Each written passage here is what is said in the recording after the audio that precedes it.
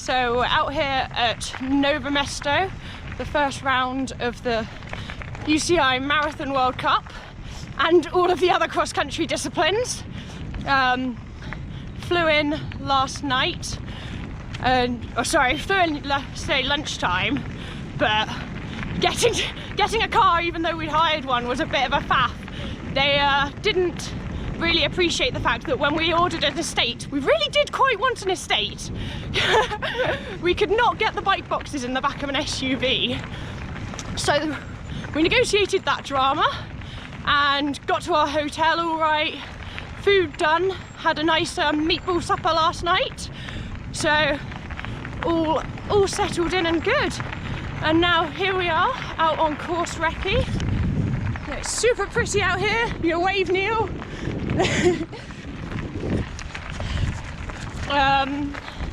Yeah, it was a bit stressful this morning. Everything seemed to take quite a lot longer than expected, but we got it done eventually. Registration seemed to really be a bit of a faff, but yeah, thankfully it's all done now and we can just enjoy being out on the bike. So hopefully we check in a bit and get some more footage of the course. Well, that tells you Neil's opinion on the course so far. We're about nearly halfway through the course now, and this is kind of pretty much shows you what the majority of the course has been like. Kind of, yeah, these sort of kind of single tracky bits. This is actually quite single track for the rest of the course we've had so far. But yeah, it's definitely not the most technical. Lots of routes, but not hard routes to get by. I don't even think that'll be difficult when it gets wet. So, which is a bit of a shame. I'm hoping we get some fun stuff later on. But as I've learned, well, getting told quite a lot recently, unfortunately, I've been quite lucky. Well, not unfortunately. Fortunately, I've been quite very lucky in the last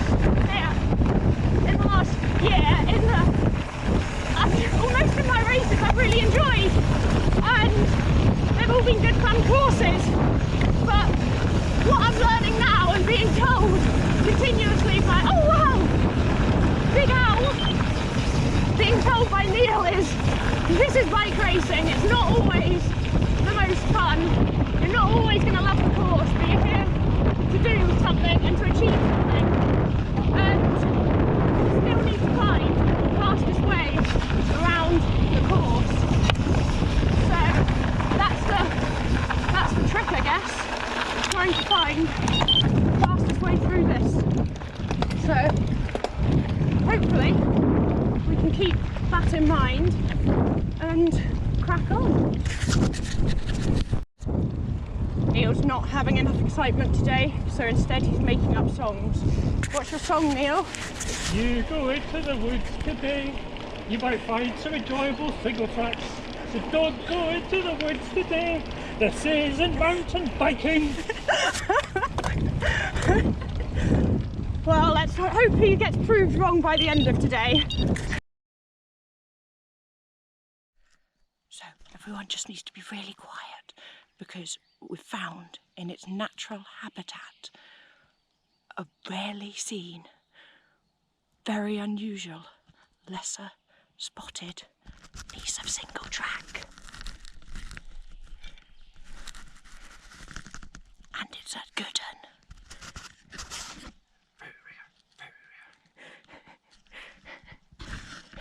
You really have to know what you're looking for out here in Nove Mesto if you want to find single track on a marathon course. But here it is, and the spark is eating it up. Neil told me off earlier for doing the standard mountain biker thing of seeing an awkward line and wanting to ride it for the hell of it, even though it might not have been the fastest line. Oh no! Oh damn it! Right hand line. Yeah, Yeah, right hand line there, definitely.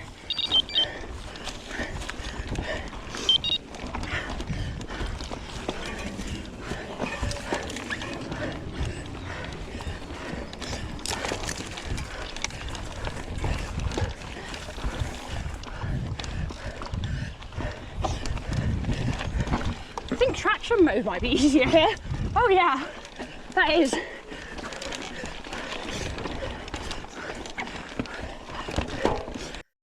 So this was the most technical section on the whole course, and it was about halfway through. So you'd gone through the first feed station and you're about to go through the second feed station not long after this. So it's probably at about maybe 30 kilometers, 32 kilometers. And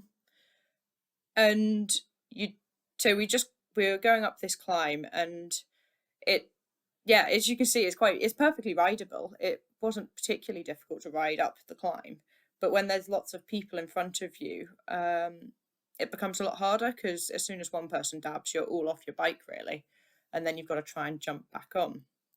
And then once you have jumped back on and ridden to the top, you then get this pretty gnarly descent. It doesn't look that bad on camera, but it's just quite nadgery. There's a lot of rocks everywhere. You're constantly getting jarred about, and you've just got to be paying attention. It's, as you can see, it's perfectly rideable. But during the race, this is obviously where all the photographers were. And during the race, there's a lot of photos of people getting off and walking it, or sort of tripoding down it. And I think there seemed to be a lot of people commenting on Instagram that it was pretty bad that elite World Cup riders couldn't ride something like this. But as you can see, I mean, I could ride it, but I'll happily admit that, to be fair, I did tripod down it a bit during the race. And that's because you get to that top of that pretty hard climb, and it's pretty steep as well, and you're working really hard, and you get to the top and your heart rate's probably up in VO2 max. Mine was up at 185 and my max heart rate's sort of a bit below 200. And so you get to the top and you're up there, and then you've got to try and ride down, and there might be people in front of you blocking the line you want. There's obviously lots of spectators cheering and distracting you, so it is quite hard work in those situations to descend on your bike. And that's kind of the knack of XC racing, really. Can you descend when you are absolutely knackered and breathing totally all over the place? So yeah, I think it was a bit unfair that people were saying that this was it was a bit ridiculous that people couldn't ride this, because it was hard, but it was really good fun. I loved it. This was the bit of the course I looked forward to each lap, because you actually really had to think about it and manage to get down in one piece. But if you could get down in one piece without getting off your bike, I was saving the best part of a minute and a half by riding down this rather than walking it, which is pretty awesome, really. I'll take that. Yeah, I mean, when you're racing against people that have been training on their bike for like the last decade, you need everything you can get, and if I can get an advantage on going downhill, I'm all for that.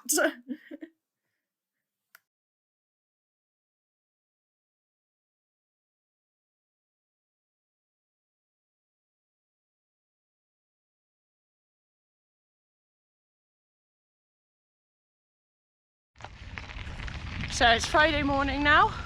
We've just had a nice sociable breakfast with Rachel and Liam, which was very good.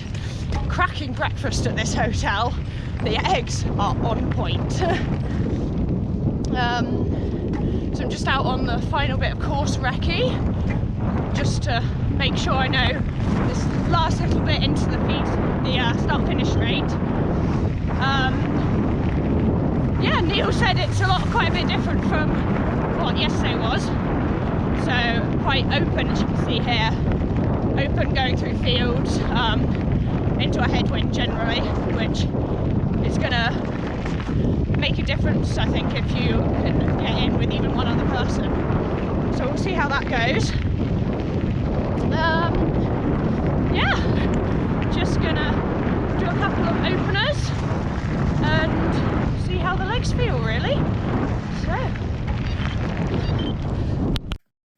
So this was the final part of the course, and it was just quite nice to end in a nice sort of flowy downhill, kind of what I guess what you call a blue trail. Just really enjoyable, I guess. And yeah, it was quite nice after the rest of the course. So, which was kind of, although very fire roady and not the most technical, it was really brutal on the body. Everything was quite rough and bumpy, very high frequency that no amount of suspension is ever going to be able to take. So you got to the end of the race and like your whole body hurt. My shoulders hurt, my back hurt, my hands were quite tired. Yeah, it was just really, really brutal in that sense.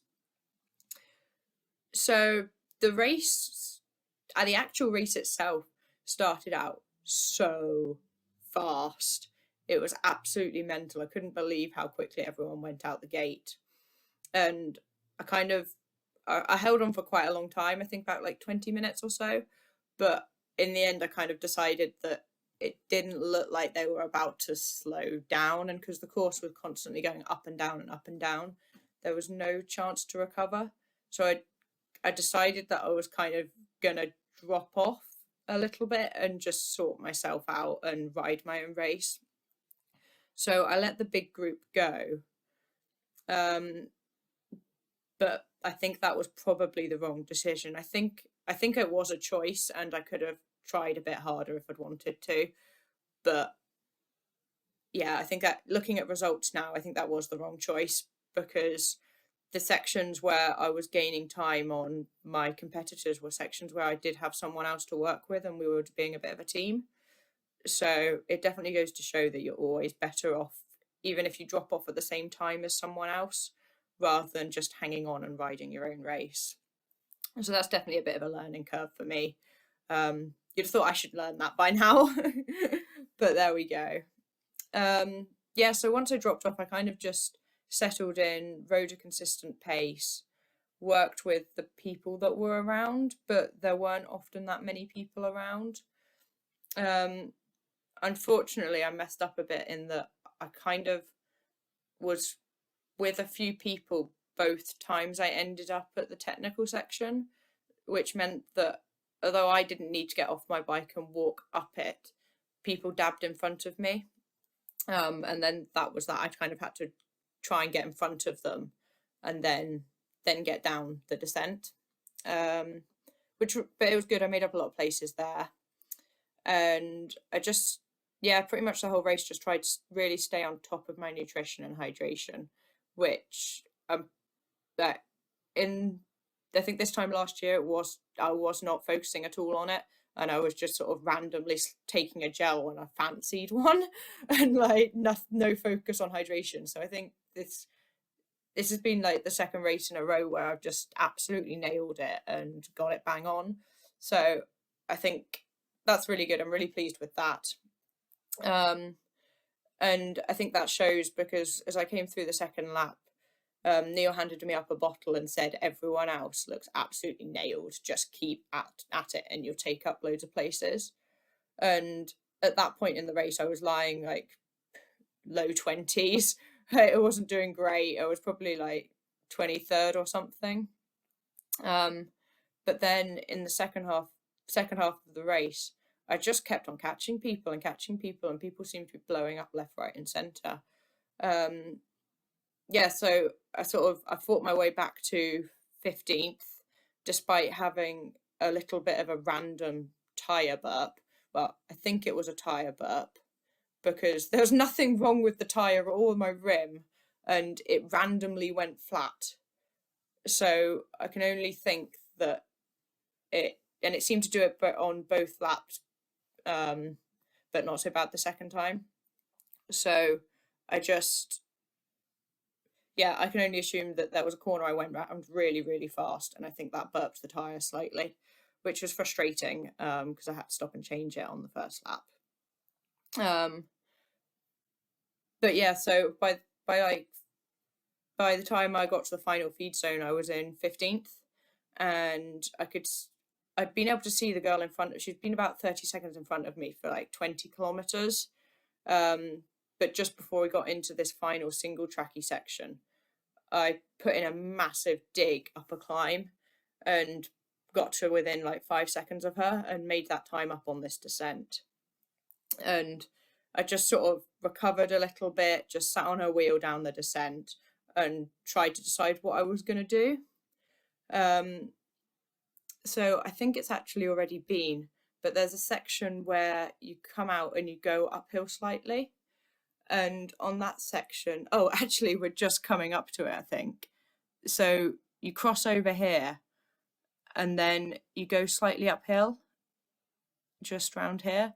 And as we went through here, I attacked and I jumped in front of her and then sprinted for the next bit of descent. So I didn't really think it would hold, and it quite rightly didn't, because we were going straight into another descent. So I kind of backed it off again and let her sort of sit on my wheel a bit. And we went down this bit of descent through the grass. So I think this is about 700 meters from the finish. And then as you come down here, it's really fast, so you're never going to do anything. But then you go over a little bridge, and as we went over the little bridge, I then put in another big dig and attacked again, hoping that that would be part of something that might stick.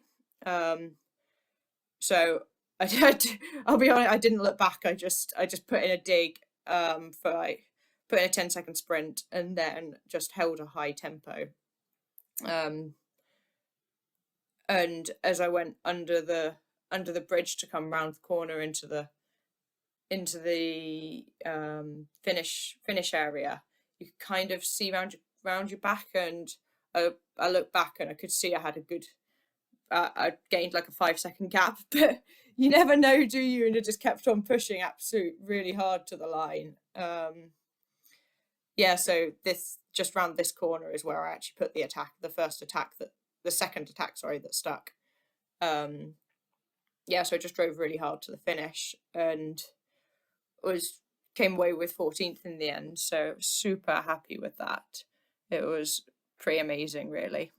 And it's just amazing to be in a field of such strong women and for everyone to congregate in one place for a set of events is just incredible. It's so cool. It was like a mini world champs, really, and I can't wait for the next one. I think the next one will suit me a bit better as well. It looks like a much more technical course in Finale, with a lot more climbing, which I prefer as well. I don't really like these short, sharp, up, down, never recover. But it just goes to show like that was exactly what Dirty Reaver was as well. So it was definitely a good warm-up race, that one. And yeah, pretty special to be part of the first ever World Cup marathon, and I hope it's onwards and upwards from here, but learning all the time still, and looking forward to it. So I hope that showed to you all what the course is like, and yeah, thanks for watching.